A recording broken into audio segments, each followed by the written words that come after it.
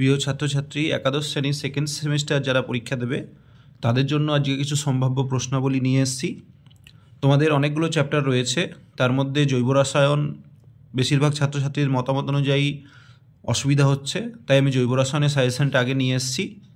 প্রথমেই আমরা যেটা আলোচনা করব সেটা হলো অর্গানিক কেমিস্ট্রির সাম বেসিক প্রিন্সিপালস, যেখান থেকে প্রশ্ন আসবে 2 মার্কসের একটা, 5 মার্কসের একটা। আমাদের মোট প্রশ্ন আমরা আগের দিন আলোচনা করেছি, 5 মার্কসের থাকবে, 3 মার্কসের থাকবে আর 2 মার্কসের থাকবে, টোটাল 35। এই 35 নম্বরের মধ্যে বেসিক প্রিন্সিপালস, সেখান থেকে 7 নম্বরের প্রশ্ন আসবে। এসো আমরা দেখে নিই আমাদের বেসিক প্রিন্সিপালে কোন কোন অংশ থেকে প্রশ্ন আসার সম্ভাবনা বেশি। সবার প্রথমে এখান থেকে আমাদের যেটা পড়তে হবে সেটা হলো আইইউপিএসসি নোমেনক্লেচার। আইইউপিএসসি নোমেনক্লেচারের সমস্ত রকম নিয়ম, বিশেষ করে prefix plus word root plus primary suffix plus secondary suffix, এই নিয়ম অনুসারে কিভাবে আমরা জৈব যৌগের নামকরণ করতে পারি সেটা খুব ভালো করে শিখবে। আমি এখানে কিছু সম্ভাব্য নোমেনক্লেচার নিয়ে এসেছি, কিন্তু রুল না শিখলে এরকমভাবে মুখস্থ করে বেশি দিন এগোনো যাবে না। যেমন আমাদের প্রথমে একটা কম্পাউন্ডের নোমেনক্লেচার করতে দেওয়া হয়েছে যেখানে 3টি অ্যালডিহাইড গ্রুপ আছে। আমরা জানি এরকম 3টি অ্যালডিহাইড গ্রুপ, 3টি অ্যাসিড গ্রুপ যদি থাকে তাহলে আমরা নাম্বারিং করতে পারি না, তাই আমরা অ্যালডিহাইড গ্রুপটাকে বাদ দিয়ে নাম্বারিং করি। 2টো থাকলে কিন্তু অ্যালডিহাইড নিয়ে নাম্বারিং হয়, এবং কার্বালডিহাইড এরকমভাবে নামকরণ হয়, সেটা তোমরা বইয়ে পেয়ে যাবে, নিশ্চয়ই দেখে নেবে। এরকম একটা নোমেনক্লেচার আসতে পারে যেখানে ডবল বন্ড আছে, অ্যালডিহাইড আছে, অর্থাৎ প্রাইমারি সাফিক্সও আছে, সেকেন্ডারি সাফিক্স আছে। এটা প্রায়ই জিজ্ঞেস করা হয় 2-মিথাইল প্রোপান টু অল, যেটাকে আমরা কমন নাম হিসেবে আমরা বলি টার্সিয়ারি বিউটাইল অ্যালকোহল। অ্যামাইড আসতে পারে, অ্যালকোহল আছে অন্য জায়গায়, মিথাইলও আছে, এরকম একটা সহজ নোমেনক্লেচার আসতে পারে। মিথাইল আছে, ইথাইল আছে, অ্যালফাবেটিক্যাল অর্ডার ফলো করতে পারছো কি না, কার্বক্সিলিক গ্রুপ আছে, এরকম নোমেনক্লেচার আসতে পারে। এস্টারের সবচেয়ে সহজ এই নোমেনক্লেচারটা, মিথাইল ইথানোয়েট আসতে পারে। এস্টারের নোমেনক্লেচার এই প্রসঙ্গে বলি, আমার সিএলসিতে রয়েছে ভিডিও, চাইলে দেখতে পারো। ClCH2 COCH3 এরকম একটা নোমেনক্লেচার আসতে পারে। ডবল বন্ড ট্রিপল বন্ড দুজনের পজিশন সেম, তাহলে কার প্রায়োরিটি হবে, নোমেনক্লেচার কাকে দিয়ে হবে, সেরকম প্রশ্ন আসতে পারে। নোমেনক্লেচার দেওয়া আছে, গঠন লিখতে দিতে পারে। যেমন আমি বললাম 3,4 ডাইমিথাইল পেন্টানোইক অ্যাসিড, তখন তোমরা এরকমভাবে ওয়ার্ড রুট খুঁজে নিলে, পেন্ট 5টা কার্বন লিখে নিলে ইনক্লুডিং কার্বক্সিলিক অ্যাসিড। তারপরে 3 আর 4 নম্বর পজিশনকে ঠিক করলে, সেখানে কি আছে, 2টো মিথাইল আছে, 2টো মিথাইল দিয়ে দিলে, দিয়ে করলে 2-মিথক্সি প্রোপেন, বুঝতেই পারছো এটা ইথারের নোমেনক্লেচার। তাহলে প্রোপেন লিখে নিলে, 2 নম্বরে ইথক্সি দিলে, অবশ্যই হাইড্রোজেন কাউন্ট করে নেবে যাতে 4-এর বেশি না হয়। পেন্ট 1 ইন 4 আইন 3 অন, পেন্ট ওয়ার্ড রুট ইন আছে, আইন আছে, ওন আছে, সেকেন্ডারি সাফিক্সও আছে, প্রাইমারি সাফিক্স 2টো আছে। N-মিথাইল প্রোপান 2 অ্যামিন, প্রোপানের 2 অ্যামিনের এনে আবার মিথাইল আছে। এই টাইপের নোমেনক্লেচারগুলো তোমরা একটু ভালো করে দেখবে।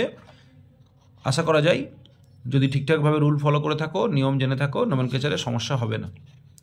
চলে আসি পরের প্রশ্ন কীরকম হতে পারে, সেটা হচ্ছে সিগমা বন্ধন এবং পাই বন্ধন, তার সংখ্যা নির্ণয় আসতে পারে। যেমন এখানে একটা অ্যালিন টাইপের যৌগ দেওয়া আছে, CH2 double bond C double bond CH2, সেখানে কতগুলো সিগমা আর পাই বন্ধন আছে, এটা এবছর মডেল কোশ্চেনটা ছিল, তাই এই কোশ্চেনটাকে তোমরা খুব ভালো করে পড়বে, ইম্পর্টেন্ট আছে। উত্তর হবে 2টো পাই বন্ধন, আর সিগমা বন্ধন তো হিসাব করে নিতে পারবে যে 2টো পাই বন্ধন হয়, নিজেরা দেখে নেবে। মিথাইল অ্যাসিটিলিন যৌগে কতগুলি সিগমা পাই বন্ধন আছে, অর্থাৎ সিগমা বন্ধন পাই বন্ধনের হিসাব কীভাবে করতে হয় তোমরা একটু শিখবে। পেন্ট 2 ইন 4 আইন, এই যৌগে কতগুলি সিগমা পাই বন্ধন আছে, এরকম টাইপের প্রশ্ন আমাদের পরীক্ষাতে আসতে পারে। আলোক সক্রিয় যৌগ, কাইরাল কার্বন, অপ্রতিসম কার্বন থাকলে যে আলোক সক্রিয় হয় সেগুলো তোমাদের একটু শিখতে হবে। এরকম একটা প্রশ্ন মনে করো, ল্যাকটিক অ্যাসিড, এই ল্যাকটিক অ্যাসিড যৌগটি কি আলোক সক্রিয়, ব্যাখ্যা করো। বা হয়তো বলা হলো 2-হাইড্রক্সি প্রোপানোইক অ্যাসিড, যেটা আর কিছুই নয় ল্যাকটিক অ্যাসিড, এর আলোক সক্রিয় কার্বনটি খোঁজো। রেসিমিক মিক্সচার কি, এটা SN1 রিয়াকশানে পাবে। মেসো টার্টারিক অ্যাসিড আলোক নিষ্ক্রিয় কেন, প্লেন অফ সিমেট্রি থাকলে কি হয় সেগুলো নিয়ে প্রশ্ন এসছে, মিরর ইমেজ কেমন হবে সেখান থেকে প্রশ্ন এসছে। অর্থাৎ optically active enantiomer, diastereomer, racemic mixture, meso compound, এইগুলো পড়ে নিলে সবচেয়ে ভালো হয়। এখন না লাগলেও 12-এ লাগবে। কার্বনটি টেট্রাহেড্রাল জ্যামিতিক আকার বিশিষ্ট। প্রদত্ত যৌগে কোন কার্বনটি টেট্রাহেড্রাল জ্যামিতিক আকার বিশিষ্ট? অর্থাৎ এখানে একটা যৌগ করে দেওয়া হয়েছে, বলা হয়েছে যে কোন কার্বনটা টেট্রাহেড্রাল জ্যামিতিক আকার বিশিষ্ট হবে। তাহলে তোমায় হাইব্রিডেশন শিখতে হবে, যেটা sp3 হবে সেটা টেট্রাহেড্রাল জ্যামিতিক আকার বিশিষ্ট হবে। হাইব্রিডেশন নিয়ে প্রশ্ন আসতে পারে যে কোন কার্বনে কোন হাইব্রিডেশন আছে। চলে আসি inductive effect, hyper conjugation effect, resonance effect, সেখান থেকে কীরকম প্রশ্ন আসবে। প্রথমে আসতে পারে রেজোন্যান্স শক্তি কাকে বলে। কোনো যৌগ দেওয়া হলো, বিশেষ করে অ্যারোমেটিক যৌগ, যেমন এখানে নাইট্রোবেনজিন দেওয়া হয়েছে, ফেনক্সাইড আয়ন দেওয়া হয়েছে, বলা হয়েছে তার রেজোন্যান্স আঁকো। রেজোন্যান্সের উপর নির্ভর করে বন্ধন দৈর্ঘ্য কীভাবে পরিবর্তন হয় সেরকম প্রশ্ন আসতে পারে। ইথাইল ক্লোরাইডের সিসিএল বন্ধন অপেক্ষা ভিনাইল ক্লোরাইডের সিসিএল বন্ধন দৈর্ঘ্য ছোট হয় কেন, ব্যাখ্যা করো। সেখানে তোমার রেজোন্যান্স দিয়ে দেখাতে হবে যে পার্সিয়াল ডবল বন্ড ক্যারেক্টার পাচ্ছে, অর্থাৎ বন্ধন দৈর্ঘ্যটা সিঙ্গেল বন্ডের চেয়ে ছোট হয়ে যাচ্ছে, আরও বন্ড এনার্জি বাড়ছে। এরকম প্রশ্ন আসতে পারে অ্যাসিটিক অ্যাসিড আর ফর্মিক অ্যাসিড এর মধ্যে কোনটার অ্যাসিডিটি বেশি এবং কেন। সেটা ইন্ডাকটিভ ইফেক্টের উপর কোয়েশ্চেন। আমরা জানি যে অ্যাসিড থেকে হাইড্রোজেন বেরোনোর পর যে অংশটা পড়ে থাকে তাকে বলা হয় অনুবন্ধী ক্ষার। অনুবন্ধী ক্ষার বা কনজুগেট বেস যত স্থায়ী হয় অ্যাসিডটা তত তীব্র হয়। তাহলে এখানে অনুবন্ধী ক্ষারগুলো তুমি পেয়ে যাচ্ছ CH3CO- আর পাচ্ছ HCO-। CH3CO- সেখানে CH3 গ্রুপ প্লাসা ইফেক্ট থাকার জন্য এটাকে আরও বেশি লোকালাইজড করছে, আর যখন চার্জ বেশি লোকালাইজড হয় তখন সেটা আনস্টেবল হয়। এরকমভাবে তুমি উত্তর দিতে পারো।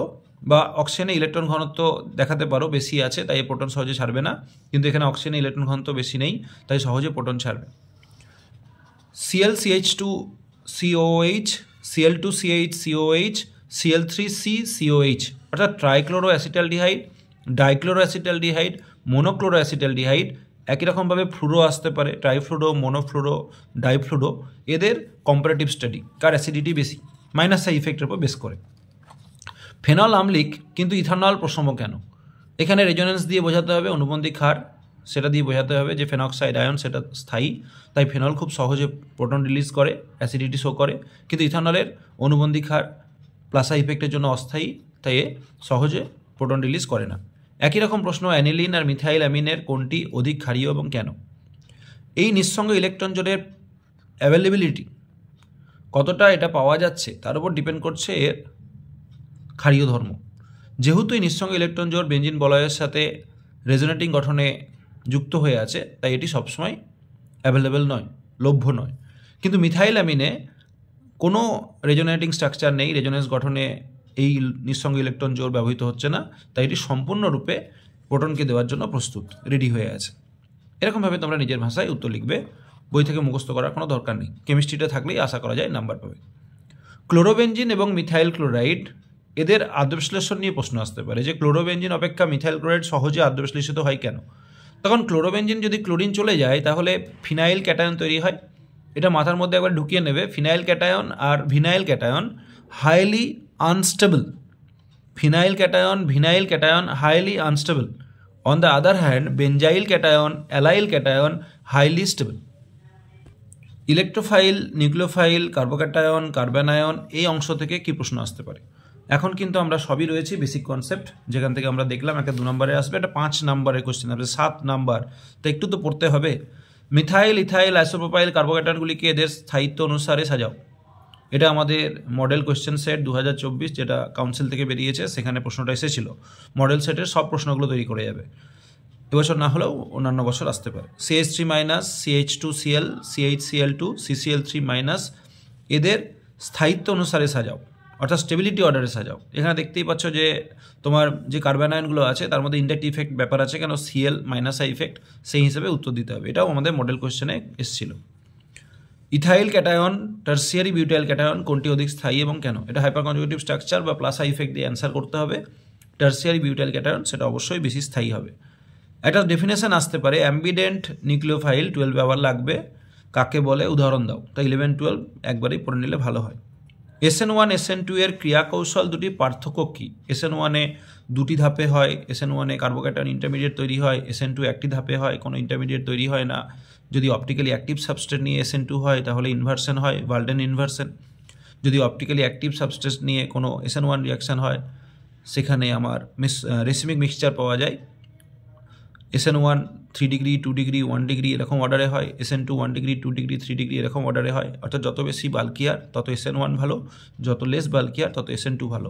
এরকম একটু প্রিলিমিনারি আইডিয়া রাখলে এই উত্তরটা তোমরা দিতে পারবে।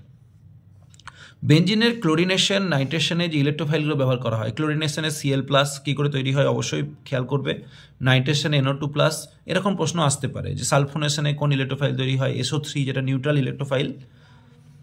এটা একটা মজার প্রশ্ন, দেখো CH3CN ইথেন নাইট্রাইল বা মিথাইল সায়ানাইড এই যৌগের নিউক্লিওফাইল এবং ইলেকট্রোফাইল হিসেবে কাজ করতে পারে কেন? তার মানে এখানে আমার নাইট্রোজেন আছে যেখানে ইলেকট্রন ডেন্স, তাহলে এটা নিউক্লিওফাইল, আবার কার্বন যেটা ডেল্টা পজিটিভ তাহলে সেটা ইলেকট্রোফাইল, তাই এটা ইলেকট্রোফাইল নিউক্লিওফাইল দুই হিসেবেই কাজ করতে পারে। টার্সিয়ারি বিউটাইল ক্লোরাইড SN2 বিক্রিয়ায় অংশগ্রহণ করে না কেন? তখন SN2 বিক্রিয়া ব্যাকসাইড হয়, কনসার্টেড স্টেপে হয়, ব্যাকসাইড খালি না থাকার জন্য SN2 বিক্রিয়া করে না, স্টেরিক্যালি হিন্ডার্ড, তার উপর বেস করে অ্যান্সার দিতে হবে। নিম্নোক্ত যৌগগুলির মধ্যে ইলেকট্রোফাইল নিউক্লিওফাইল নির্বাচন করো, খুব ইম্পর্টেন্ট প্রশ্ন, আমি বলবো অবশ্যই ভালো করে পড়বে। অ্যামোনিয়া BF3 ROH অবশ্যই লোন পেয়ার আছে এখানে, AlCl3 এগুলো মডেল কোয়েশ্চেন সেট এসেছিল, মডেল কোয়েশ্চেন সেট থেকে রিপিট হওয়ার চান্স অনেক বেশি, তাই মডেল কোয়েশ্চেন সেট অবশ্যই রেডি করে যাবে, ওখান থেকে কিছু প্রশ্ন কমন পেতে পারো। এরকম প্রশ্ন অনেক সময় আসতে পারে, প্রশম ইলেকট্রোফাইল, চার্জ ইলেকট্রোফাইল, প্রশম নিউক্লিওফাইল, আধানযুক্ত বা চার্জ নিউক্লিওফাইল উদাহরণ দাও। তো এটাও খেয়াল রাখবে যে কোনগুলো কীরকম ইলেকট্রোফাইল বা নিউক্লিওফাইল। যেমন এখানে অ্যান্সার আমি একটু বলে দিচ্ছি, অ্যামোনিয়াটা নিউক্লিওফাইল এবং নিউট্রাল, অ্যালকোহলটা nucleophile, AlCl3 electrophile, BF3 electrophile. কেন? এগুলো ইনকমপ্লিট অক্টেট আছে। এরকম একটা ছবি আঁকা আছে, দিয়ে বলা আছে কোনটি দ্রুত SN1 বিক্রিয়া দেবে।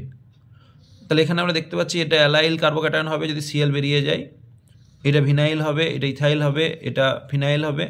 তাহলে সেই হিসেবে আমরা বলতে পারবো অ্যালাইল কার্বোক্যাটায়ন স্থায়ী, তাই এটা দ্রুত SN1 বিক্রিয়া দেবে। বেঞ্জিন যৌগে নিউক্লিওফিলিক সাবস্টিটিউশন রিয়াকশনের তুলনায় ইলেকট্রোফিলিক সাবস্টিটিউশন বিক্রিয়া সহজে ঘটে কেন? খুব ইম্পর্টেন্ট প্রশ্ন।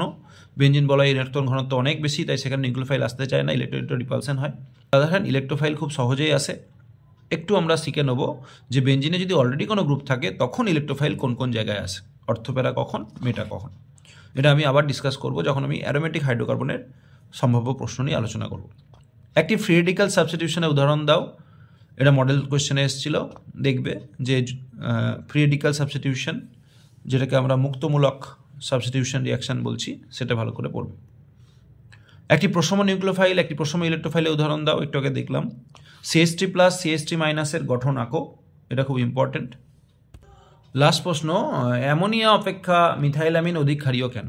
এরকম প্রশ্ন আমাদের এবছরের যে সেকেন্ড সেমিস্টার সেখানে আসতে পারে। অর্গানিকের কোনো সাজেশন হয় না, আমি আবারও বলবো, তাও কিছু সম্ভাব্য প্রশ্ন আলোচনা করলাম। এগুলো তোমরা যদি প্র্যাকটিস করে যাও, এগুলোর কনসেপ্ট ক্লিয়ার করে যাও, তাহলে আমার বিশ্বাস যে প্রশ্নই আসুক তোমরা সঠিক উত্তর দিতে পারবে বেসিক কনসেপ্ট থেকে। Thank you for watching.